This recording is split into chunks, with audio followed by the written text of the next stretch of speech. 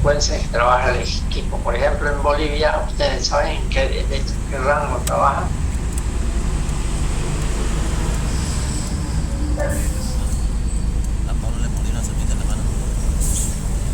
Todas estas preguntas que aparentemente son inocentes me permiten tener una idea de qué nivel tienen ustedes de conocimientos generales, ¿no?, sobre este tema. Y me permite decir, bueno, aquí hay que aclarar ciertos aspectos, por eso insisto en las preguntas, porque siempre hay alguien que se adelantó o por otros motivos en otras materias pasó algún tema que tuvo que ver con lo que estamos viendo y le quedó en la mente. Por ejemplo, uno que ha estado en máquinas eléctricas, uno en transformadores, le habrá dado alguna idea para que en otro lado se tenga que hablar de ese tema de regular la velocidad, o en líneas de transmisión, le da ideas sobre la importancia de regular la velocidad.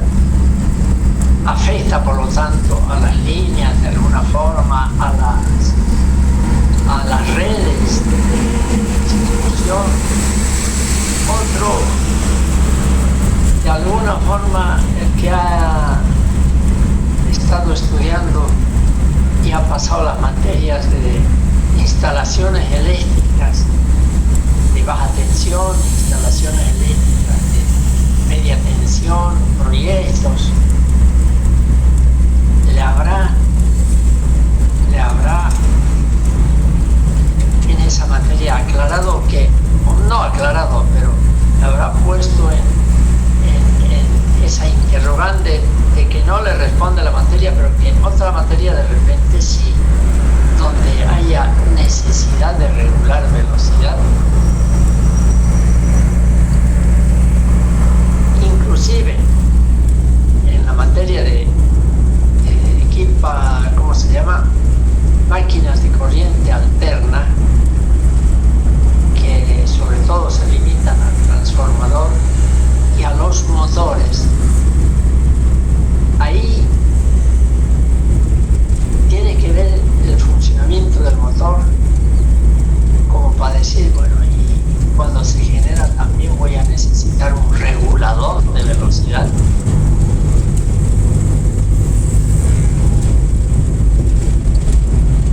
Esto es porque se hago estas preguntas, porque todo contribuye a que cuando salgamos a trabajar como profesionales, ingenieros eléctricos o electromecánicos, también se dice ingeniero electricista. Hay países que le llaman ingeniero eléctrico y hay países que le llaman ingeniero electricista, lo mismo. El eléctrico o el electricista, pero que se refiere a una rama de toda la ciencia donde está la tecnología, donde está la electricidad. Entonces, tenemos que tener una metida en la cabeza ya, aunque no hayamos practicado en todos los campos, en todo lo que podemos ser capaces de plantear soluciones a problemas que se presentan.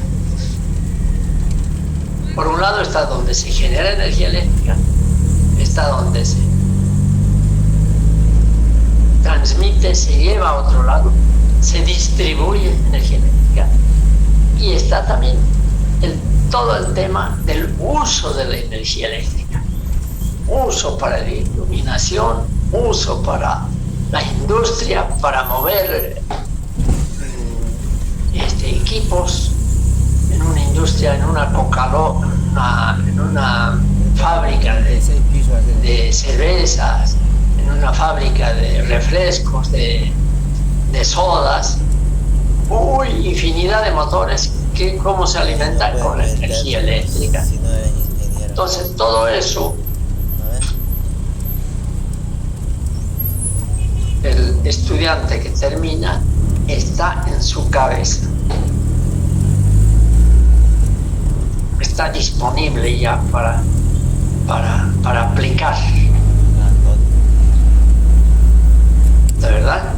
Entonces, por eso es que uno tiene, y esta materia, cualquiera de las centrales eléctricas, termoeléctricas o hidroeléctricas, como que es ya la culminación de la formación técnica.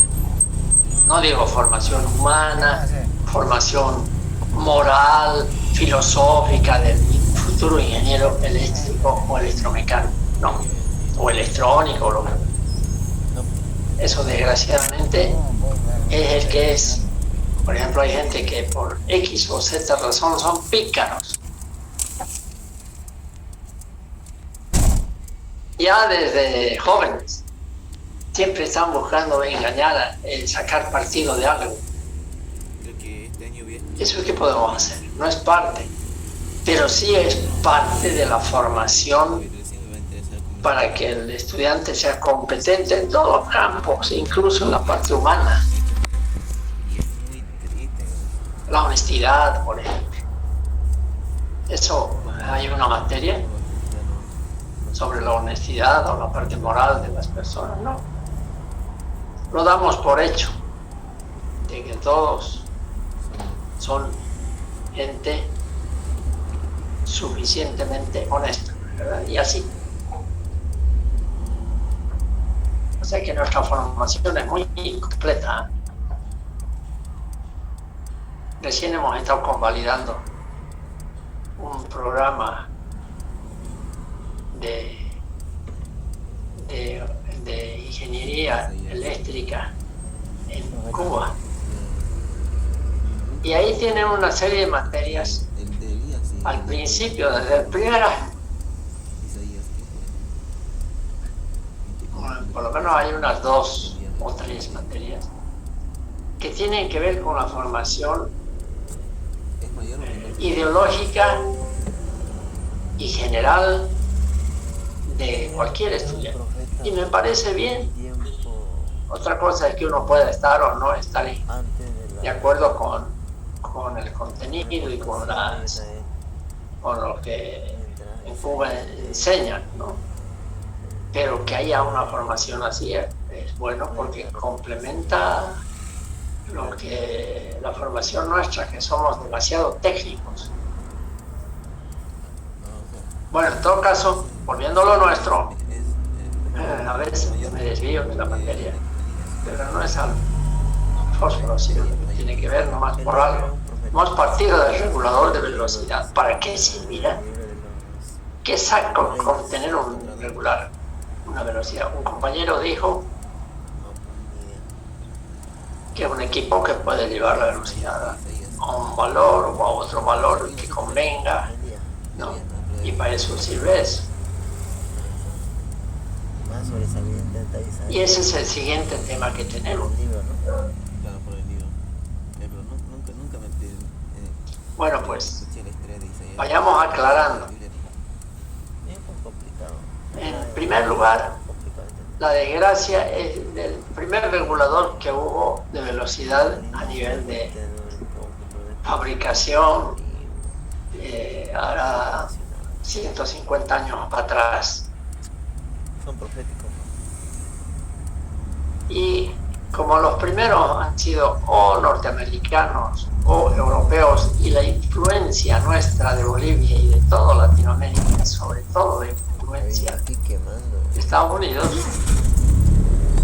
entonces ha contribuido a traducir de esa forma como regulador de velocidad. Y resulta que el regulador de velocidad es un equipo cuya misión no es regular la velocidad. ¿Desde las 9? En sentido así genérico. No es un equipo que va a llevar la velocidad de la turbina, en este caso, a variaciones que nos dé la gana de la velocidad. es un equipo que más bien mantiene en lo posible constante la velocidad. Ahí está el gran detalle, que es un error el nombre del equipo, pero ya se difundió y quedó con ese nombre. El habla española quedó con ese nombre, mientras que los yanquis tienen governor, o sea, gobernador de la velocidad, que quién sabe, ya no está diciendo que es una para regular la velocidad en el sentido de llevar a cualquier valor, sino para gobernar la velocidad, es decir, para más bien mantener, como cualquier gobernador, mantener en un valor, digamos, ¿no? Tener las leyes, digamos, aplicadas bien, en el caso de un gobernador de una región. ¿Ya? Entonces, partió mal el nombre, pero tradicionalmente se llama así y se quedó de por vida. ¿Por qué? Necesito aclarar eso. Y esto ya va en consideración de la respuesta que dieron de que para, ¿cómo se llama?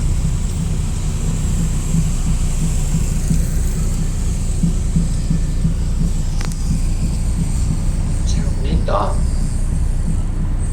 Faltan 108 días para una nueva experiencia. Entonces, resulta que esto ya lo hemos visto cuando hemos hablado del generador. ¿Qué hemos visto? Pero pues hasta la saciedad lo vamos a ver. N igual a 60 por F dividido. ¿Se acuerdan, no? Sacábamos la mierda. Yo no nunca leí. Esa pandilla armaba ellos. Chino. Chino. Donde 60 es un fijo, no importa el tipo de generador que se trate, no importa. Tomamos pura cerveza, ellos pura chicha. Es 60. F es la frecuencia. Nosotros trabajamos como Y era, P, porque teníamos plata llevar pura pares de polos. Eso no les gustaba a ellos. Si hemos visto, si esto fuera, viendo las turbinas hemos aplicado esto. Si esto fuera, por decir, 2 pares de polos, tendríamos 60 por frecuencia en Bolivia, 50 dividido Pues nos iremos directo, ¿no? 2. Ejemplo. ¿Cuánto da eso? 1500. ¿Ah? ¿Cómo tienes que hacer a la casa? 1500. ¿Ah? Correcto, Tienes 1500. que ir a la casa, Quiere decir ¿no? Así. que un generador construido con 2 pares de polos, no es que P es una variable. Es una variable cuando lo van a fabricar o cuando algún cliente pide, yo necesito un generador de tantos kilovatios, etcétera, pero de 5 pares de polos o lo que fuera, ¿no? Entonces, una vez que se compra, entra a la central del generador comprado, no es una variable en el análisis. O tiene un par de polos o tiene 5 pares de polos, y hemos visto nosotros en las fotografías. ¿Ya? Entonces, ¿qué son variables aquí? N, ¿qué son variables? 60 no es variable, independiente me refiero, no. P ya está fijado para una determinada. Aquí son variables N y F. N y F son variables.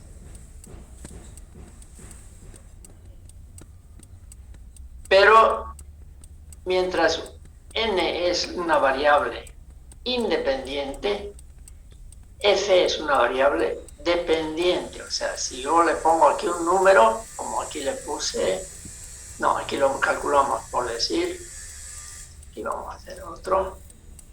Si aquí yo le pongo arbitrariamente 700, 800,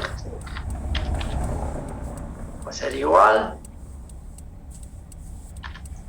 a 60, no, variable. Es un número. F es una variable. Y, por ejemplo, yo pongo que esto es 3 pares de polos. Ahí, ¿cuánto sería en esas condiciones la velocidad? Perdón, la frecuencia, porque la velocidad hemos puesto 800.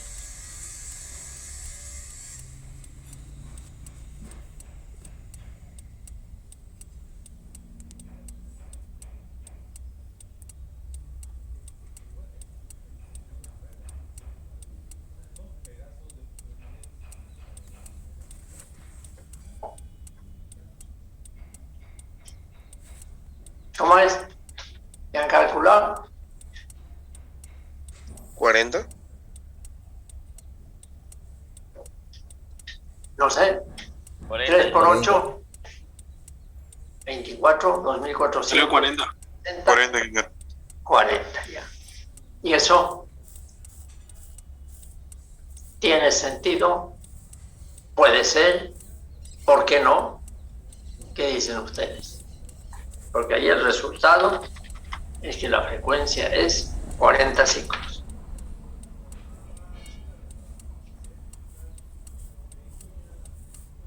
Sí, tiene sentido. Porque aquí ha disminuido la velocidad del EP. Aumentado los pares de polvo.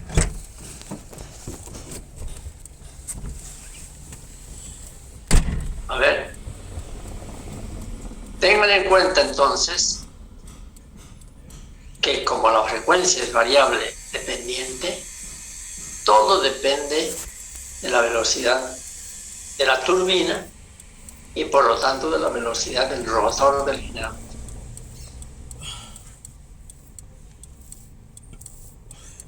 Y ahí me dice que si la turbina, suponiendo que turbina y rotor de generador están acoplados directamente y por lo tanto tienen la misma velocidad la turbina y el rotor, me dice que si la turbina está con 800 RPM, el ciclaje va a ser 40. Lo que va a salir del generador va a ser una corriente eléctrica de 40 ciclos, lo cual no puede ser, obviamente. Creo que sí. Fue ratito. No puede ser.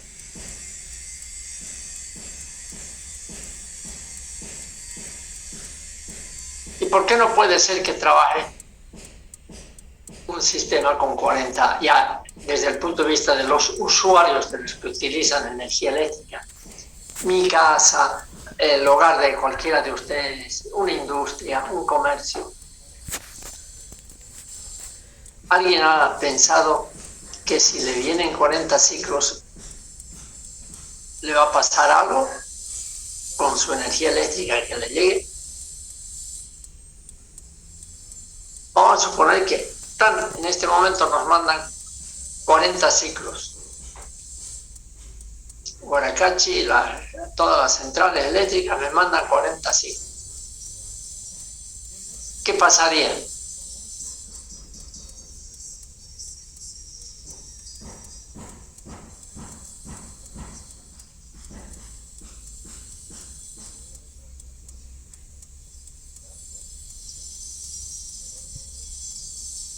¿Qué sería la casa del quesero? ¿Qué sería la casa del quesero?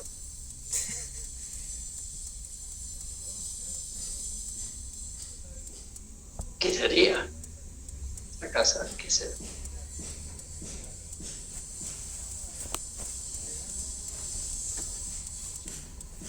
El hombre que conocía el infinito, creo que se llama. Y habla de la temática de un matemático, habla de matemáticas. Y de un matemático hindú, estamos hablando de los años 1930 y tantos, abarca la guerra mundial incluso. Y bueno, era muy interesante. Este hindú era un matemático que era un genio y no necesita probar una determinada teoría sobre matemática, que encontraba la solución, y estaban los grandes matemáticos de Inglaterra, quedaban desconcertados porque llegaba a la solución sin utilizar ninguna herramienta ni método occidental. Pero llegaba. Es lo que algunos en los exámenes quieren hacer, ¿no? Llegar al resultado, y si no lo entienden, pues que se preocupe el profesor, digo. Pero llegué. Y bueno, muy buena la película, porque era un matemático que utilizaba realmente mucho de imaginación, e incluso mezclaba con sus dioses que ellos tienen, y lo hacía involucrar a ellos como si fuera una inspiración. Pero al final los ingleses le convencen que así no puede ir adelante, porque siempre le van a pedir pruebas, siempre le van a pedir un desarrollo para llegar de un lugar a un resultado. Pero no, él llegaba, no importa por dónde, y quedaban noqueados los ingleses, matemáticos de alto nivel. Pero al final lo convencen de que es importante, incluso para enseñar en una universidad. ¿Qué vas a enseñar si él llega a un resultado sin un desarrollo común y corriente que podríamos hacer cualquiera de nosotros en el occidente? Al final termina haciendo las demostraciones, y que realmente pues era un proceso que saltaba etapas, por decir, ¿no? Saltaba pasos. Bueno, no les cuento todo porque si no nos quedamos con esa historia, porque eso deriva de un libro que yo leí y que tiene que ver con ese libro de un inglés que se llama El enigma de los números primos. Y a propósito de ese enigma, hay una teoría,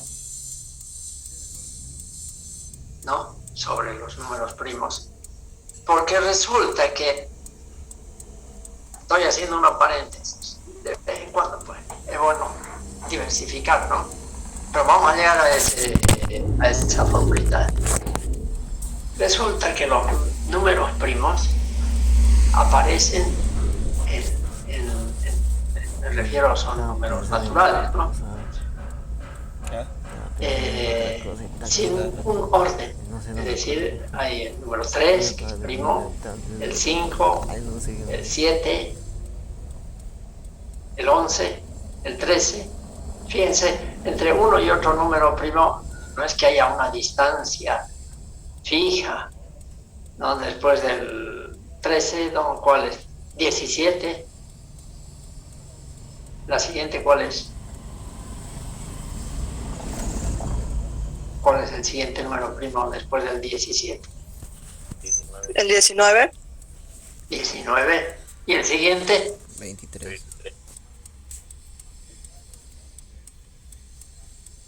31, creo, ¿no?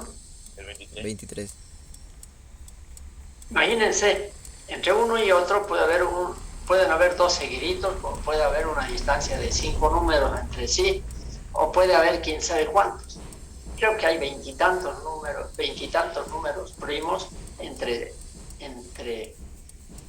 1 y 100. Bueno, entonces hay una teoría que se llama teorema. Lápiz. Oye, como me he olvidado, hace años que leí el libro. Bueno, es una teoría que dice que existe, que además fue predicha por un gran matemático. Después me voy a acordar y para la próxima clase me van a hacer el recuerdo. Y un gran matemático que elaboró ese teorema que dice que existe una fórmula, un programa, si queremos, que en la época en que él lo elaboró no existían los programas computacionales, pero dice que existe un procedimiento para encontrar el siguiente número primo. Siempre. Si estamos por el número 1.000.000.200.000 y número primo, el siguiente, según esa teoría, es tal el siguiente número primo. Entonces, esa es la teoría, la hipótesis de... Posible que ustedes no hayan oído hablar. Yo ya me olvidé. En todo caso, resulta que eso se fue, antes del 1900 fue puesto a consideración de todos los matemáticos, y el que demuestre que existe efectivamente, ya les digo, una fórmula, un programa computacional en estos casos, un algoritmo que, nombrando un número primo, demostrado que es primo, el siguiente, aplicando eso, está. Y hasta ahora, creo que hasta hace un año o un poco más, antes de la pandemia, creo, no se demostró si existe.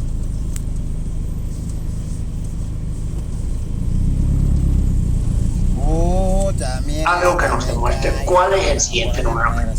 Y no estamos hablando pues de los 1000 números primos, primeros 1000 números primos, por decir. ¿Cómo es la cosa? ¿Cómo llegamos a predecir? Imaginémonos cuando ya se trata de 100 millones, 1000 millones de números reales, ¿no? Que sea válido para todos, obviamente, por algo es un teorema que se puede que se debería poder encontrar. Y hasta ahora el encontrar ese algoritmo, ese programa, lo que fuera, tendría un premio que solamente se da entre los matemáticos cada año y tendría el valor de un premio Nobel, es decir, $1.000.000. Así que pueden empezar ustedes desde ahora a estudiar ese problema, que es súper complejo. Y esa película que anoche vi, estamos hablando de los años de 1930 para arriba, ¿no? Por ahí. Ya se discutía, porque este teorema de... No es de Gauss. Pucha, se me escapó. Eso es antes del 1900, ya se hablaba de eso. Y a partir del 1940 o 50 se estableció ese premio para que encuentre una demostración de que hay un algoritmo, un programa, una fórmula que permite encontrar el subsiguiente número y que es válido para... Tengan en cuenta que la cantidad de números primos es infinito. Y sin embargo, muchos de los teoremas en matemáticas que existen tienen demostraciones, aunque la cantidad de elementos que entran sean infinitos. Se puede demostrar que sí es aceptado que tal teorema X es correcto y se puede demostrar que sí lo es. Y uno diría, ¿y cómo haces? Y si lo aplico para mil millones de números, el siguiente, ¿cómo voy a demostrar eso? Y bueno, en eso andan. Hace unos 2 años, no, antes de la pandemia, salió la noticia a nivel mundial de que por fin dieron la solución a ese problema y que haya ese problema. Entonces, que ya está. Pero eso pasa al estudio y tiene que confirmarse dentro de 2 años, una cosa así, donde todas las organizaciones, en este caso de matemáticos, europea, mundial, etcétera, logren realmente comprobar que sí se encontró, que alguien demostró que hay un método para encontrar el siguiente número. Pero no he sabido más, porque eso era, ya les digo, $1.000.000. No es poco. Bueno, che. Ya, sigamos entonces. Lo nuestro es mucho menos fregado. Entonces, ¿cómo es esto? A ver, yo preguntaba en qué consiste, en qué incide que me entregue la CRE y por lo tanto a la CRE le venda los generadores una energía eléctrica con una tensión que tiene una frecuencia de 40 ciclos, o de 20 por último, o de 100. ¿Se va a quejar el usuario?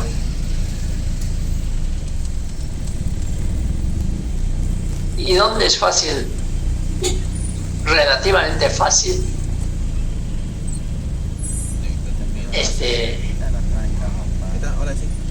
intuir por las materias que han llevado, intuir, diría, que no es lo mismo que reciba 40 ciclos, 50 ciclos, 80 ciclos, 20 ciclos en una industria, por ejemplo? ¿Hay corriente o no hay corriente? ¿Por qué? Va a ver, ¿será? ¿Por qué le afectaría a una A las 2, industria? a ver.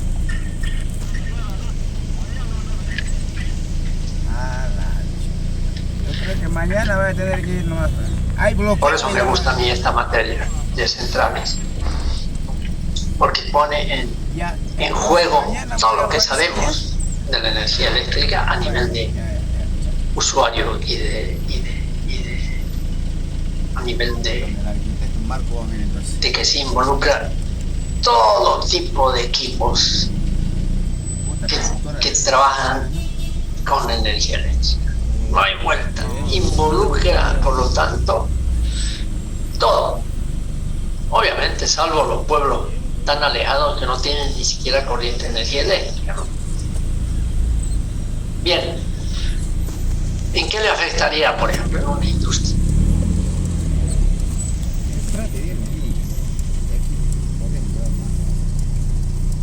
Diga nomás, Alba Cáceres, anímese a contestar. Mejor me voy, me ha dicho. ingeniero, esto le afecta a los motores, pues, lo provoca sobrecalentamiento. No, pero vayamos por partes. Esa me gusta. Una, ¿cuál es la ¿Cómo estamos respuesta más trabajando? importante que usted da Póngase a pensar. No sea egoísta. en cuanto al efecto de la frecuencia? El efecto que provoca es que modifica, como digo, los aparatos que llevan inductores, ¿no? O los motores. ¿Por qué? Porque la inductancia está directamente relacionada con la frecuencia. No. O sea, ha dicho primero bien, afecta al funcionamiento de los motores la frecuencia. Pero ahí no tiene nada que ver la inductancia. Porque ese es un fenómeno como la resistencia, por decir. Un fenómeno de elementos magnéticos, ¿no?, que tienen otro origen. Yo no estoy preguntando cómo afecta la inductancia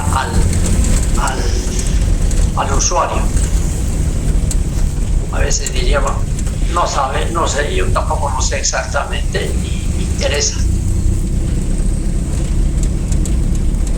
Pero entonces, ¿en qué afecta al motor? Que es lo correcto. Y lo que creo que estudié un poco en el tema de máquinas fue que produce sobrecalentamiento en los motores por su elevada frecuencia. Sí, o por encima, por debajo va a ser eso, pero eso es en el tiempo, puede ser un problema. Instantáneamente o sobre el pucho, da lo mismo que le dé yo a un usuario 40, 50, 60 ciclos, cualquiera de ellos, digamos 40, está escrito ahí calculado.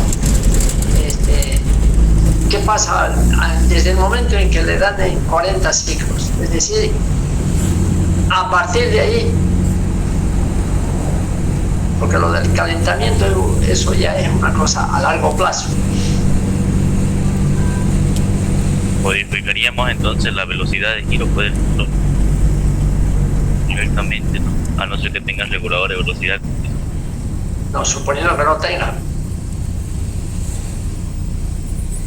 modificaríamos la velocidad de los motores. Sí, porque como está relacionado con la frecuencia, entonces la modificaríamos también.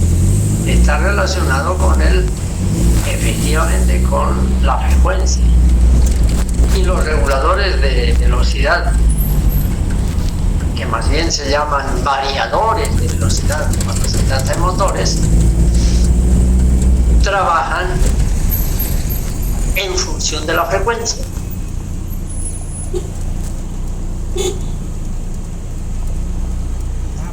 Es decir, yo si quiero variar la velocidad del motor, le varío la frecuencia que entra.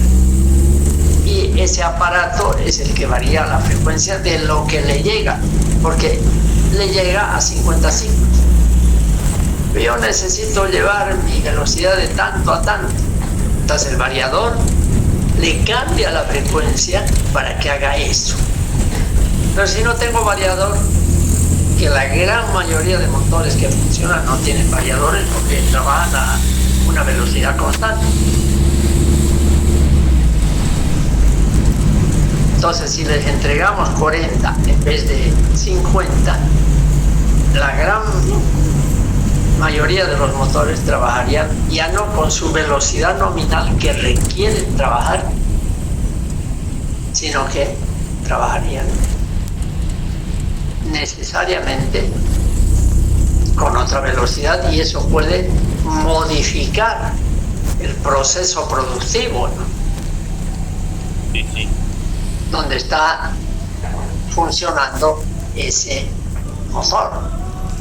Por ejemplo, si le ponemos 40 ciclos, los motores en una industria van a ir más lentos, porque el motor está diseñado para 50, toda Latinoamérica menos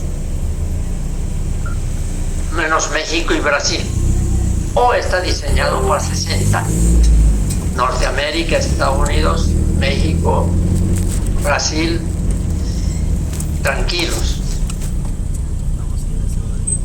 están diseñados para una velocidad y una frecuencia constante.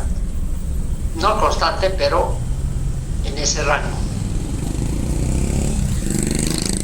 Entonces, si yo le mando 40 ciclos desde la generación, porque mi turbina está trabajando en 800, le voy a mandar 40 ciclos. ¿Quién es el responsable ahí de que le estoy mandando en un ciclaje menor? La central, porque depende de la central en qué frecuencia mandar. Ahí, en la medida en que, en este caso, en este ejemplo, trabaje a 40, sus motores van a trabajar a menor velocidad y puede que tenga serios problemas de producción. Por ejemplo, si la velocidad de los ventiladores en un silo tiene unos ventiladores anglos de 80, 90, más de 100 HPs que mueven unos tipos de ventiladores, mueven unos, ¿cómo se llaman? Unos tornillos que mueven el producto dentro de ese silo. El producto hay que hacerlo mover, ¿no? Porque es un grano, soya, trigo, lo que fuera. Si todo el tiempo está así, calienta y se pudre.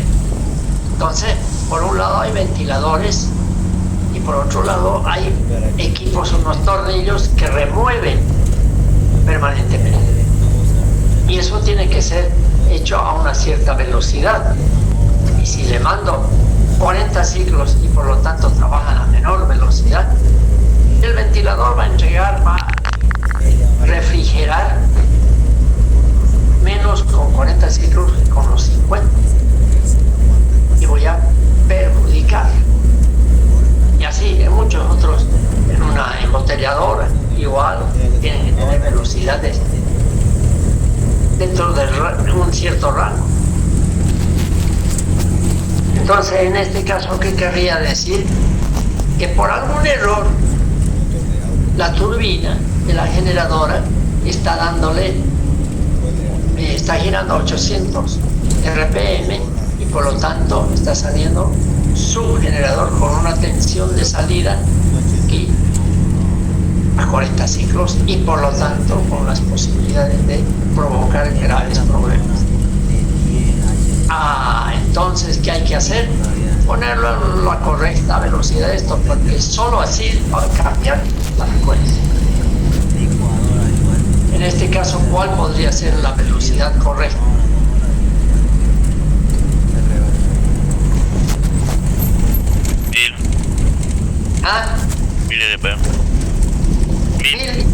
Mil. Basta que yo ponga aquí 50 ciclos, que es a la velocidad a la que tendría que ir, no 40, 50. Entonces son 50 por 60, 3000 entre 3000. Bueno, y aquí tendría frecuencia 50.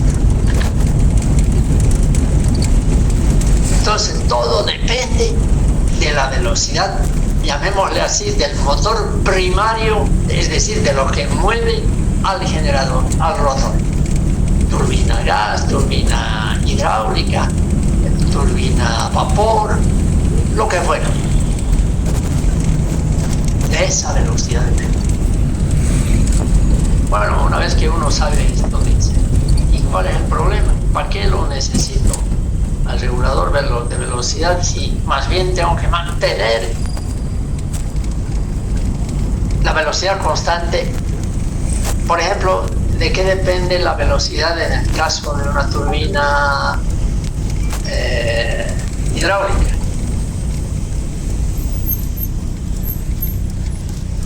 El flujo de agua. El flujo de agua. Entonces, si está por debajo, tendré que aumentarle, uno diría, ¿no? Y así mantengo la velocidad constante. Pero no es tan así. Es correcto, pero no tanto. Es correcto, pero falta. Eso es. Se puede decir que depende del flujo de agua, pero falta otra consideración, no basta. La cosa es que este señor regulador de velocidad tiene que trabajar en modo de que esta turbina siempre trabaje con una velocidad constante, en lo posible 24 horas al día, 365 días del año y toda la vida.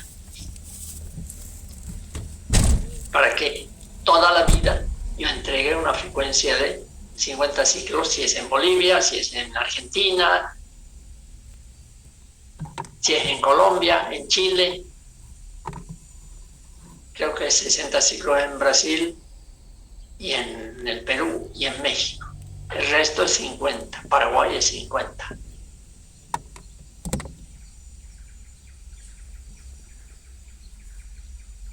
No solo, sino que hay otra consideración importante que hacer. Eso ya nos permite entrar de lleno a este aparato, es decir, nos permite entrar a analizarlo más detenidamente. ¿Cómo hace su trabajo? ¿Para qué necesito? ¿No podría tener una persona que varíe nomás el flujo de agua si fuera hidroeléctrico, por decir, y así mantengo constante la velocidad? Porque hay a la entrada de la turbina hay válvulas, hemos visto que hay unos, si es Pelton hay una aguja, ¿no? Que es cuestión de manipularla nomás, con ayuda de un sistema hidráulico, porque se necesitan fuerzas para mover las agujas. Bueno, pues va a ser un botoncito que yo subo, lo bajo de acuerdo a la necesidad. Cuando veo que la potencia, que la frecuencia se fue a 52, digamos, no espero que se vaya a 60 o a 70 en Bolivia. No, cuando ya veo que está en 51, podría decir, bueno, le aumento un poquito de agua. Va a bajar eso. Si se bajó a 49, le disminuyo un poco de agua. Puedo hacer. Teóricamente, hasta manualmente lo podemos hacer, porque conceptualmente es eso. O combustible si es termoeléctrico, si es motor a gas, por ejemplo. Pero no es tan fácil. No es tan fácil la situación. No es la única variable, el caudal que hay que manipular. Ahora nos pasamos al siguiente esquema, entonces. Y ese siguiente esquema es regulador de velocidad. Vamos a pasarnos ahí. Antes vamos a borrar todo esto. Y nos vamos a salir de aquí. Siempre tengan en mente este diagrama de bloques. ¿Ya? Apréndanselo de memoria.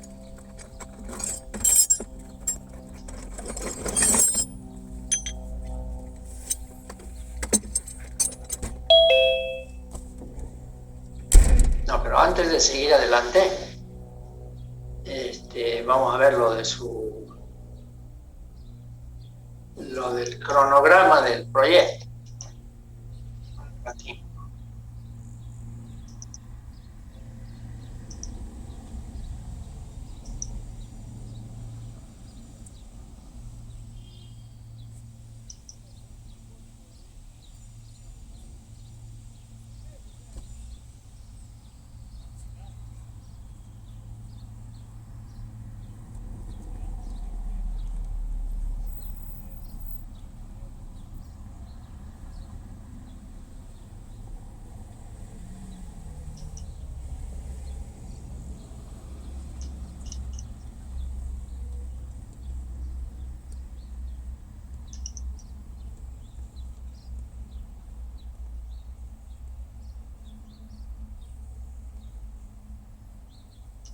No lo pillo, por eso estoy buscándolo.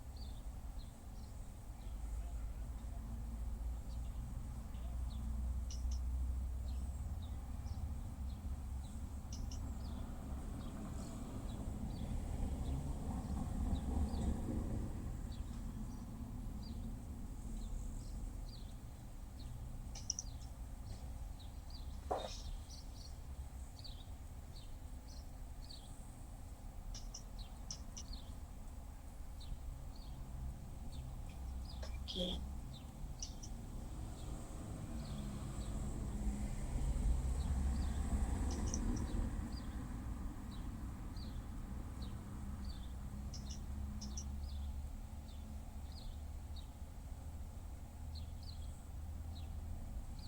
Se lo pasé, ¿no es verdad? Ahí debe estar.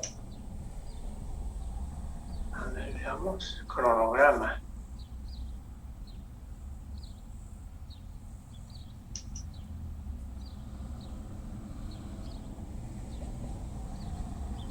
Un segundito.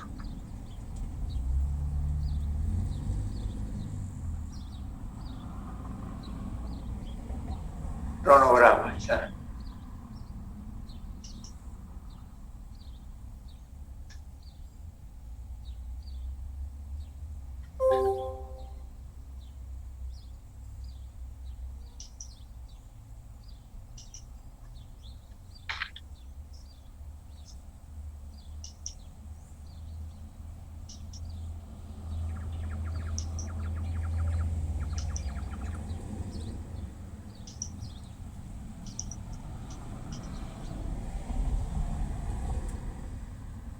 Voilà.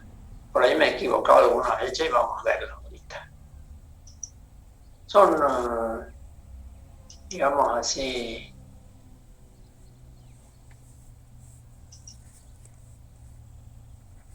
indicativos nada más.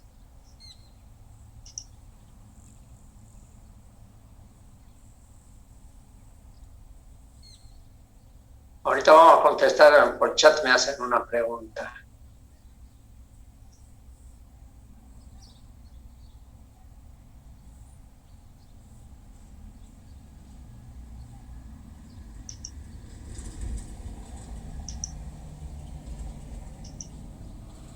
Según este cronograma que estamos viendo, al 8 del 5, ¿cuánto es hoy día? 5 de mayo. 5 de... ¿Quién me dice cuánto es hoy día? ¿Día 6, 7? 5 de mayo. 5 de mayo, ya. Por eso, para este fin de semana ya tendrían que tener ubicación geográfica, porque ya hace varios días que ya tienen ustedes sus grupos, pueblo a electrificar, características topográficas. Me basta con que ya me muestren y me manden este fin de semana, por lo tanto, el lugar donde cada grupo va a ir. Pueden ser los valles mesotérmicos, Valle Grande, Florida, Manuel María Caballero, los valles del resto del país o cualquier lugar incluso de afuera. Ya, esto. Y también, este podemos cambiarlo un poquito, porque es que aquí ya deberían tener eso. Aquí, para este mismo, los que puedan y los que tengan, bienvenido ya su pronóstico de la demanda. El pronóstico de la demanda, en cuestión de un día lo hace, menos, pues, tienen los datos del INE, y ese cuadrito lo llenan rapidito. Las dos cosas, aunque no haya todavía la curva de carga, porque de repente no van a saber cómo hacerla la curva, pero sí el pronóstico de la demanda en tablas Excel y la ubicación geográfica de su pueblo. De modo que el martes, incluso ya lunes más van a tener, el martes revisamos. ¿Ya? esos 2 primeros para el martes próximo. ¿Está bien? No, ingeniero. Ya hay el grupo de coordinadores. Yo me voy a dirigir a ellos porque son más de 50, ustedes no vamos a estar hablando todos. Cualquier duda de una persona la discuten en el grupo sobre cómo hacer algo, dónde encontrar alguna información, lo que fuera, lo ven en el grupo, porque puede que uno de un grupo no sepa algo, pero sí otro de su grupo sí pueda saber. En caso de que no haya acuerdo, el coordinador me manda la consulta. Y así vamos a hacer para cada etapa del proyecto. Miren que es una cosa muy bonita. En su perra vida no han hecho una cosa así, salvo los que se han quedado. ¿Ya? Eso está clarito, ¿no? Ya después para la siguiente semana viene ya el trazado, etcétera. El trazado inclusive, sobre su planito. Plano que ya se supone lo tienen, porque tienen incluso las direcciones que hay en internet. Aparte que pueden utilizar alguno de otro proyecto de anteriores semestres, pero que pueden tener el mismo pueblo, pero la central tiene que estar ubicada. Pueden tener el mismo río, pero la central la van a tener en otro lugar de ese río. No es para copiar de un grupo anterior y listo. Yo tengo todo registrado.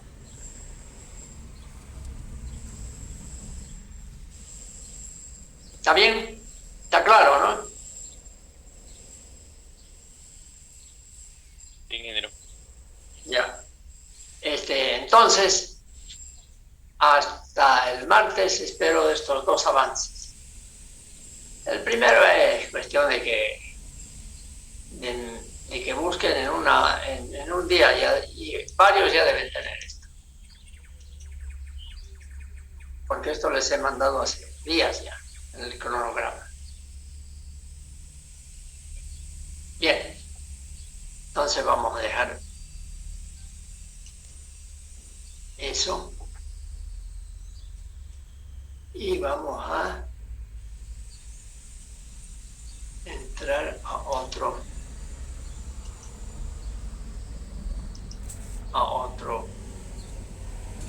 diagrama.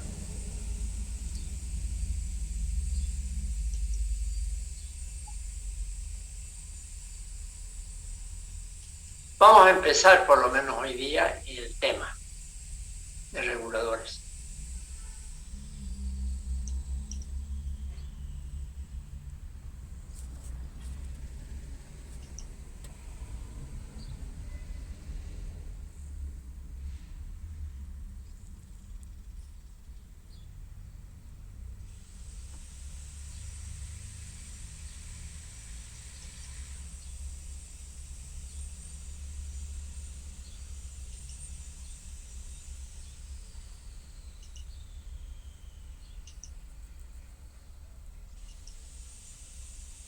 Bien, estamos compartiendo esta pantallita, este tema.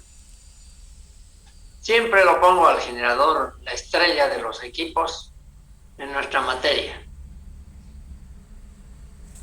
¿No? Es verdaderamente la estrella. Y en este otro ponemos esta famosa, que ya conocían ustedes, esta famosa